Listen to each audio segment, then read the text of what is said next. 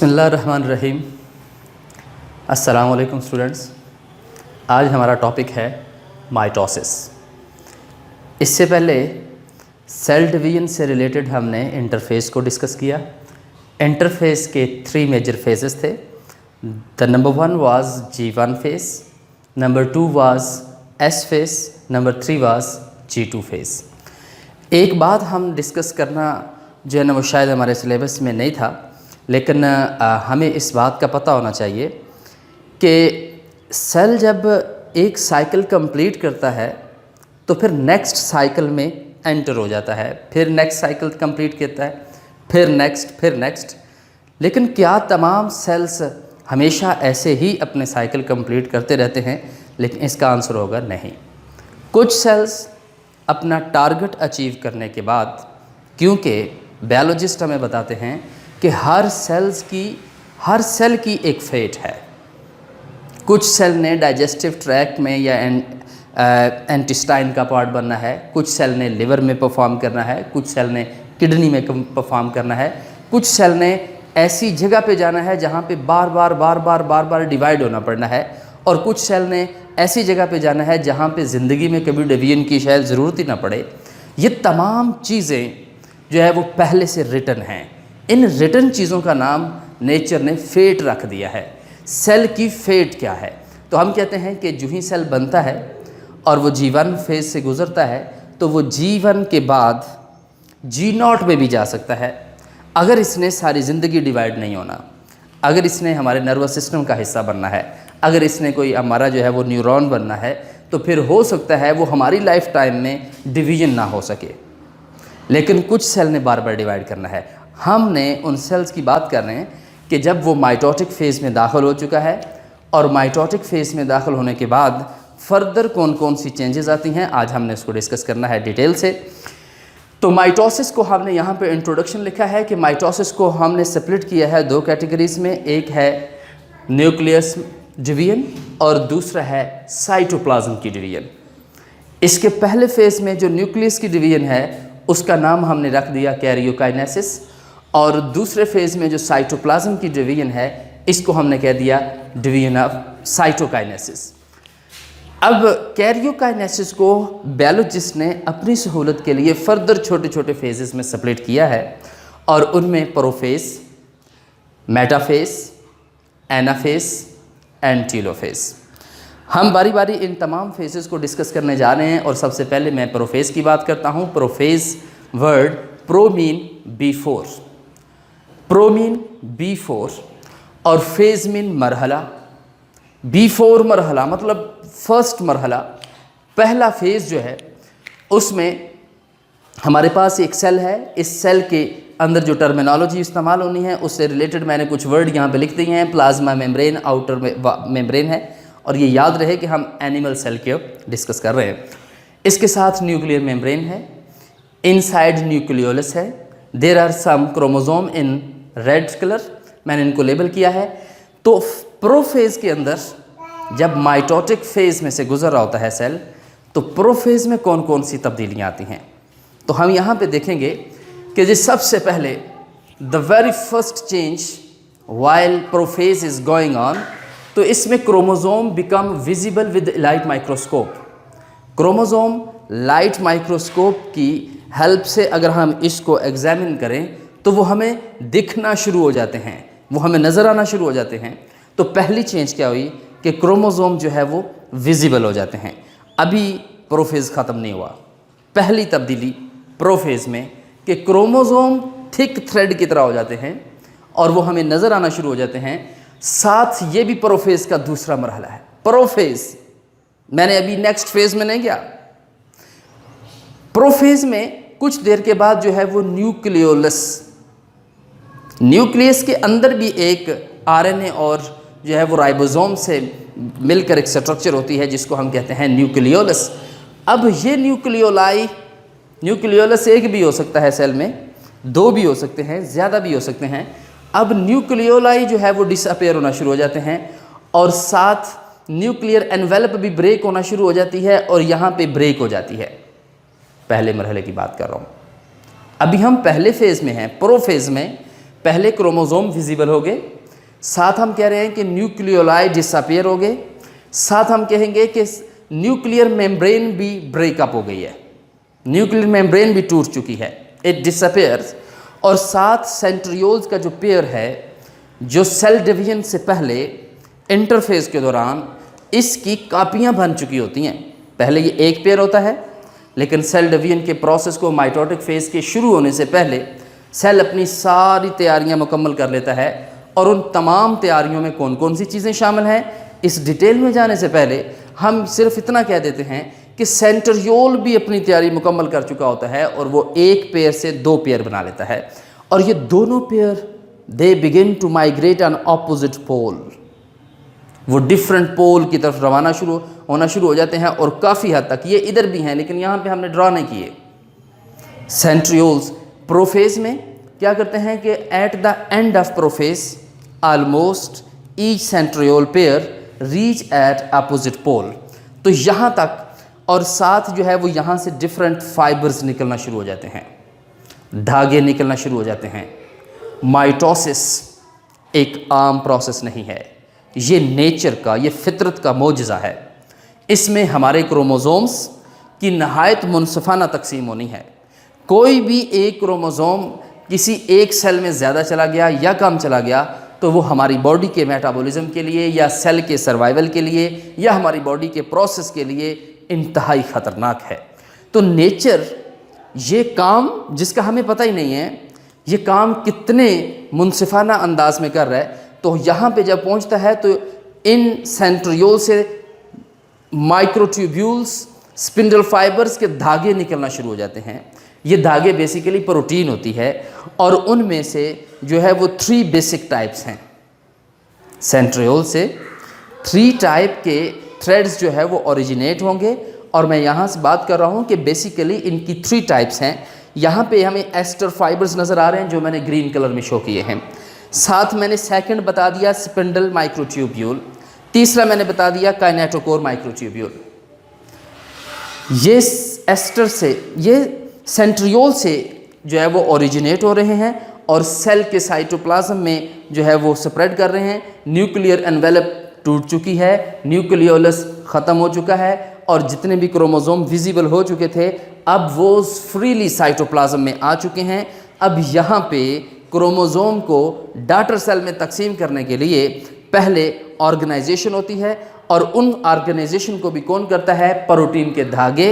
इन protein के धागों को हमने 3 नाम दे रखे हैं। एक का नाम है aster fibres. Aster fibre asteroid से निकला है। एस्टेरॉयड हम कहते हैं कोई बड़ा मैस है जो ज़मीन से टकराता है, आसमान से आता हुआ। शहाब साकब हम कहते हैं, छोटे छोटे टुकड़े, लेकिन सम टाइम को बड़ा भी है। तो उसी से मिलता जुलता जो है वो एस्टर फाइबर स्टार। एस्टर मतलब होता है लिटिल स्टार। ये जो लिटिल स्टार लाइक स्ट्रक्चर है, ये धागे निकल रहे हैं, ये भी प्रोटीन है। इनको मैंने ग्रीन कलर में शो किया है और इनका काम क्या है कि ये प्लाज्मा मेम्ब्रेन को पकड़ के रखते हैं। ये यहाँ से इवॉल्व हो रहे हैं, यहाँ से ओरिजिनेट हो रहे हैं और ओरिजिनेट होकर स्टार लाइक स्ट्रक्चर या अपीयरेंस बन रही है और ये कहाँ किसको पकड़ रहे हैं, प्लाज्मा मेम्ब्रेन को। दूसरा कलर मैंने ब्लैक कलर शो किया है और इसका नाम मैंने रख दिया है स्पिंडल माइक्रोट्यूब्यूल्स। ये भी प्रोटीन के बने होते हैं। और स्पिंडल माइक्रोट्यूब्यूल की ख़ास बात क्या है कि फ़र्ज़ करें कि ये सेंट्रियोल है, ये भी सेंट्रियोल है। इन दोनों सेंट्रियोल से 2 धागे निकल रहे हैं जो रास्ते में किसी चीज़ को नहीं पकड़ते बल्कि आपस में ही ये शेक हैंड करते हैं। हम एक दूसरी टाइप के इन धागों को कहते हैं स्पिंडल माइक्रोट्यूब्यूल। पहली टाइप के धागों को हमने क्या कह दिया, एस्टर फाइबर्स। दूसरे टाइप के धागों को मैंने कह दिया स्पिंडल माइक्रोट्यूब्यूल्स। वो आते हैं और अपोजिट पोल से सिर्फ अपने ही एंड को आपस में पकड़ते हैं। The third type of this thread is kinetochore microtubules. Kinetochore microtubule be protein की एक टाइप हैं और इनकी खास बात क्या है, इससे पहले अब हमें फर्स्ट सेमेस्टर में जाना पड़ेगा और वहाँ पे हमने ये देखा था कि सेंट्रोमियर, यहाँ पे मैं क्रोमोसोम की स्ट्रक्चर ड्रा कर रहा हूँ कि फ़र्ज़ करें कि ये सेंट्रोमियर है और ये क्रोमोसोम की जो है वो आर्म्स हैं और इन आर्म्स के सेंट्रोमियर के साइडों पे मैं ग्रीन कलर में अगर शो करूं तो ये हमें क्या नज़र आएगा कि ये काइनेटोकोर माइक्रोट्यूब्यूल्स, काइनेटोकोर प्रोटीन है, और यहाँ पे काइनेटोकोर माइक्रोट्यूब्यूल भी हैं। अब काइनेटोकोर माइक्रोट्यूब्यूल, अब यहाँ से अगर मैं सेंटर से इसकी बात करूँ तो एक साइड से काइनेटोकोर माइक्रोट्यूब्यूल आएंगे और क्रोमोसोम को सेंट्रोमियर के उस रीजन से पकड़ लेंगे जहाँ पे काइनेटोकोर प्रोटीन जुड़ी होगी।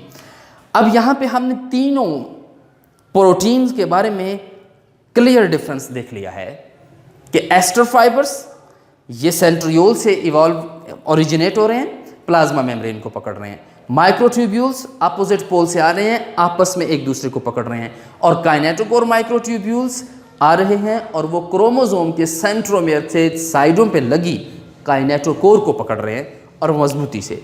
अब यहाँ से प्रोफेज खत्म हो गया है, यहाँ पे प्रोफेज खत्म हो गया है। और ये चार चीज़ों का हमें क्लियर कट ये जो है वो प्रोफेज के बारे में हमें पता होना चाहिए कि पहले क्या होगा कि क्रोमोसोम विजिबल होंगे, दूसरा न्यूक्लियोलाई डिसअपेयर होंगे, तीसरा न्यूक्लियर एनवेलप भी ब्रेक हो जाएगी, चौथा 7 सेंट्रियोल्स अपोजिट पोल पे पहुंच जाएंगे और इन सेंट्रियोल से जो धागे निकलेंगे उन 3 धागों का नाम हमें पता होना चाहिए, aster fibres, number 2 microtubule, number 3 kinetochore microtubule, spindle microtubule, kinetochore microtubule. अब हम मेटाफेज की तरफ जा रहे हैं और मेटा है आफ्टर, पहले के बाद जो दूसरा मरहला है उसका नाम है मेटाफेज। और मेटाफेज में यहाँ पे फिर हमें असेंबली नज़र आ रही है कि यहाँ पे क्रोमोसोम जो है वो बिल्कुल अलाइन हो जाते हैं, chromosomes begin to align in the centre of the cell. Metaphase को भी मैंने अपनी डायग्राम में 2 फेजेस में शो किया है, ये भी मेटाफेज शो हो रहा है, ये भी मेटाफेज शो हो रहा है। मेटाफेज के इस जो है वो इस पिक्चर में हमें क्या नज़र आ रहा है कि क्रोमोसोम अलाइन हो जाते हैं in the centre of the cell, और साथ हम यहाँ पे देख रहे हैं कि 7 क्रोमोसोम, जब मेटाफेज ख़त्म होने वाला है तो यहाँ पे क्रोमोसोम सेंटर से टूट जाते हैं। कौन टूट रहा है? सेंट्रोमियर। जब सेंट्रोमियर यहाँ से ब्रेक अप होगा तो वो दोनों क्रोमोसोम, पहले ये इस तरह से क्रोमोसोम जुड़ा हुआ है, अब मेटाफेज के लास्ट पे सेंट्रोमियर के ब्रेक होने से ये दोनों ही क्रोमेटिड्स अब एक दूसरे से सेपरेट हो जाएंगे। अब दरमियान में मैं गैप शो करना चाह रहा हूँ। अब ये दोनों ही पहले भी क्रोमोसोम था, अब भी ये दोनों ही क्रोमेटिड्स सेपरेट हो गए हैं और each chromatid will be assign the name full fledge chromosome. ये फुल फ्लेज क्रोमोसोम है, ये फुल फ्लेज क्रोमोसोम है, ये भी क्रोमोसोम था, ये भी क्रोमोसोम था, मगर ये डुप्लीकेटेड क्रोमोसोम था। इसके 2 क्रोमेटिड्स थे जिनको हमने सिस्टर क्रोमेटिड्स कहा था। अब इनके सेंट्रोमियर के ब्रेक होने से ये दोनों सेपरेट हो गए हैं। अभी इन दोनों को क्रोमेटिड्स तो हम कहेंगे, लेकिन these both 2 chromatids are considered full fledge chromosomes. ये दोनों फुल फ्लेज क्रोमोसोम मेटाफेज के इस मरहले में एक दूसरे के सामने सामने होंगे, अपनी पोजीशन पे होंगे। फ़र्क सिर्फ कहाँ पे आया है कि सेंट्रोमियर सिर्फ ब्रेक हुआ है और ये यहाँ पे ही अलाइन है। ये मेटाफेज यहाँ पे ख़त्म हो गया। Anaphase is the 3rd phase. हम यहाँ पे इसकी पोजीशन भी लिख देते हैं। Metaphase was the 2nd phase, prophase was the 1st phase. Ana से मुराद है, एना जो वर्ड है इसका मतलब है बैक अगेन। जो स्पिंडल फाइबर बने थे अब ये दोबारा शॉर्टनिंग हो जाती है, और स्पिंडल फाइबर के शॉर्टनिंग होने से क्या होगा कि इन दोनों सेंट्रोमियर को पुश मिलेगी अपोजिट पोल से। इस पुश के नतीजे में chromosome will begin to migrate to the opposite poles. Chromosome कहाँ पे जाना शुरू हो जाएंगे? अपोजिट पोल पे जाना हो जाएंगे। तो यहाँ पे हमें देख रहे हैं कि ये बाकी मैंने जो है वो अब ब्लैक और ग्रीन नहीं, एस्टर फाइबर नहीं शो किए, और साथ मैंने ब्लैक जो है वो थ्रेड नहीं शो किए। यहाँ पे हम क्या बात कर रहे हैं कि शॉर्टनिंग ऑफ माइक्रोट्यूब्यूल। पहली बात, माइक्रोट्यूब्यूल सिकुड़ना शुरू होंगे। जब वो शार्ट होना शुरू होंगे तो क्रोमोसोम को भी अपोजिट पोल में पुश करेंगे। At the end of anaphase daughter chromosomes have moved at opposite poles. यहाँ पे जब मैंने सिर्फ इसकी एक ही डायग्राम ड्रा की है, और हम अगर माइंड में इसकी दूसरी पिक्चर बना लें तो हम ये कहेंगे कि ये जो डॉटर क्रोमोसोम्स हैं, अब हम इनको, मैं यहाँ पे इनका नाम लिख रहा हूँ कि these chromosome are considered as daughter chromosome.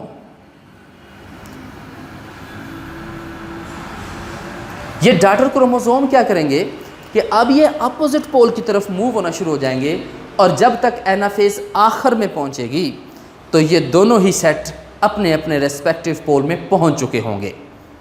Anaphase back again, जो है वो spindle fibres begin to shortening, they will push the related chromosome to their respective poles, और जब वो अपने अपने पोल्स में पहुंचेंगे तो हम कहेंगे कि यहाँ पे एनाफेज ख़त्म हो गया है, और साथ अब फोर्थ फेज शुरू हो जाएगा, और इस फोर्थ फेज का नाम है, बल्कि फोर्थ जो है telophase. Telophase, telo mean end, second year में आप लोगों ने पढ़ा हुआ है टीलोसेंट्रिक, ऐसे क्रोमोसोम जिसके टर्मिनल पोर्शन पे, suppose this white region is a chromosome और this red region is a centromere, if centromere is located at the terminal position, such chromosomes are called telomeres. Telo mean end, telophase, end phase, mitosis खत्म होने वाली है यहाँ पे, nuclear division आखिरी मराहल में पहुँच चुकी है, और यहाँ पे हम क्या देखेंगे कि टीलो फेज में माइटोटिक स्पिंडल डिसअपेयर। हम सिंपल ये भी कह दें कि telophase is the reverse of prophase. तो प्रोफेज में तो हमें पता है कि न्यूक्लियर एनवेलप ब्रेक हो गई थी, इसमें न्यूक्लियर एनवेलप दोबारा बनेगी। न्यूक्लियोलस यहाँ पे ख़त्म हो चुका था, न्यूक्लियोलाई यहाँ पे फिर बनना शुरू हो जाएंगे। क्रोमोसोम जो है यहाँ पे थ्रेड लाइक विजिबल थे, यहाँ पे फिर जो है वो अनविजिबल होना शुरू हो जाएंगे। Chromosomes will begin to convert into chromatin, और हमने प्रीवियस लेक्चर में क्रोमैटिन के बारे में डिटेल से देखा है कि ये एक थ्रेड लाइक स्ट्रक्चर हो जाता है, और इन थ्रेड लाइक स्ट्रक्चर की वजह से अब इनका जीन एक्सप्रेशन भी शुरू हो जाएगा। अब सेल्स के अंदर जितने जीन हैं, अगर जिस जिस जीन ने जो जो काम करना है, अब वो इस पोजीशन में है कि अब वो जो है वो अपने आप को एक्सप्रेस कर सकेंगे, तो हम कहेंगे टीलोफेज में जीन एक्सप्रेशन भी होगा।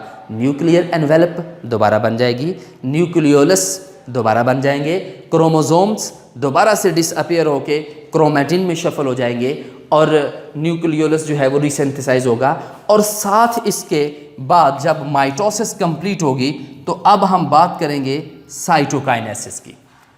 अब ये साइटोकाइनेसिस जो है वो यहाँ पे इसका सेकंड फेज था, डिवीजन ऑफ साइटोप्लाज्म। साइटोप्लाज्म जो है वो किस तरह से यहाँ पे शिफ्ट हो रहा है, हम कह रहे हैं कि जब यहाँ पे, और ये बात याद रहे कि प्लाज्मा मेम्ब्रेन के नीचे एक ट्यूब्यूल्स या प्रोटीन की एक लेयर है। ये प्रोटीन की लेयर क्या करती है, ये भी माइक्रोट्यूब्यूल की एक टाइप है। ये क्या करती है कि यहाँ पे इनमें भी कॉन्ट्रैक्शन होना शुरू हो जाती है। इनके कॉन्ट्रैक्शन होने से ये अंदर की तरफ पिंच होना शुरू हो जाएंगे, और जब ये अंदर की तरफ पिंच होंगे तो साइटोप्लाज्म को भी नीचे की तरफ खींचेंगे, और इससे क्या होगा कि यहाँ पे एक धारी बन जाएगी, एक फर्रो बन जाएगी। फर्रो हम कहते हैं कि अगर खेत में एक ट्रैक्टर चला है तो पीछे जो लाइनें लग जाती हैं उनको हम कहते हैं फर्रो। तो क्लीवेज हम कहते हैं ब्रेकिंग को। यहाँ पे सेल जो है वो क्लीव कर रहा है, धारी बन रही है। किस बेस पे बन रही है कि यहाँ पे कुछ प्रोटीन्स हैं, वो प्रोटीन दरअसल यहाँ पे इन्वेजिनेट हो रही हैं या शॉर्ट हो रही हैं, तो जिससे क्या होता है कि प्लाज्मा मेम्ब्रेन भी इनसाइड पिंच होना शुरू हो जाएगी और दरमियान में एक धारी बन जाएगी, उसे हम कहेंगे क्लीवेज फरो। और after a short time cleavage furrow जो है वो अब यहाँ तक कंप्लीट हो जाएगी और दोनों ही डॉटर सेल जो है वो एक दूसरे से सेपरेट हो जाएंगे। इस तरह से ये दोनों सेल बन चुके हैं। The last and the most important thing कि ये डॉटर सेल अब दोबारा G1 फेज़ में जाएगा, दोबारा साइज ग्रो करेगा, नेसेसरी चीज़ें जो बननी हैं वो होंगी। G1 के बाद सेल डिसाइड करेगा कि इस सेल ने हमेशा से अब यही रहना है, क्या इसने अपनी फेट को गेन कर लिया है या फिर इस सेल ने दोबारा से डिवाइड होना है। अगर इसने दोबारा से डिवाइड होना है तो फिर इंटरफेज के रिमेनिंग स्टेप को भी कंप्लीट किया जाएगा। अगर इसने दोबारा डिवाइड नहीं होना तो फिर फॉरएवर इसने G0 में चले जाना है। तो हम कह सकते हैं कि अब इस सेल के दो फेट हो सकती हैं। कि या तो फिर ये जी नॉट में चला जाए, जी not, growth not, no further growth, या फिर ये दोबारा से एस फेज़ की तरफ जाए और जहाँ पे G2 फेज़ की तरफ जाए और जहाँ से माइटोसिस की तरफ जाए, और मैं कहूँ कि ये वाला जो है वो स्टेप यहाँ से दोबारा से प्रोफेज़ जो है वो इसको इम्प्रूव किया जाए। This was all about mitosis. इस माइटोसिस में हमने देखा है कि there are 4 steps: prophase, metaphase, anaphase, telophase. Prophase में 4 मेजर चेंजेस आती हैं। प्रोफेज़ में क्रोमोसोम विजिबल हो जाते हैं, न्यूक्लियोलस डिसअपेयर हो जाते हैं, न्यूक्लियर एनवेलप ख़त्म हो जाती है और सेंट्रियोल्स अपोजिट पोल में पहुंचते हैं। एट मेटाफेज़, मेटा आफ्टर, दूसरे मरहले में क्या होता है कि क्रोमोसोम जो है वो अलाइन हो जाते हैं और साथ सेंट्रोमियर से ब्रेक हो जाता है। थर्ड में shortening of microtubules will take place, और इन शॉर्ट होने की वजह से ये जो सेट है 2 क्रोमोसोम का, ये दोनों ही अपोजिट पोल की तरफ रवाना हो जाएंगे। At the end of anaphase वो अपने रिस्पेक्टिव पोल पर पहुंच चुके होंगे। In telophase, the last phase of mitotic division, उसमें क्रोमोसोम जो है वो अब दोबारा से क्रोमैटिन में कन्वर्ट होना शुरू हो जाएंगे। न्यूक्लियोलाई दोबारा रीसिंथेसाइज होना शुरू हो जाएंगी, दोबारा बनना शुरू हो जाएंगी। न्यूक्लियर एनवेलप दोबारा बनना शुरू हो जाएगी। अब इसीलिए हम इसको कहते हैं कि this is also called reverse of prophase. Prophase का रिवर्स भी हम इसको इसीलिए कहते हैं। तो साइटोकाइनेसिस, अब आपने मुझे जो है वो कमेंट्स में या फिर खुद से आपने आंसर बताना है। Write the name of different microtubules of या different fibres of centrioles. Centrioles से निकलने वाले फाइबर्स के नाम आपने बताने हैं, और इन तीनों को ओवरऑल हम माइटोटिक अपरेटस भी कहते हैं। What changes take place during prophase, what happen in metaphase, what happens in telophase और एनाफेज। ये 4 आपसे क्वेश्चंस हैं, ये आपने मुझे सबमिट करवाने हैं। This was all about mitosis. Thank you.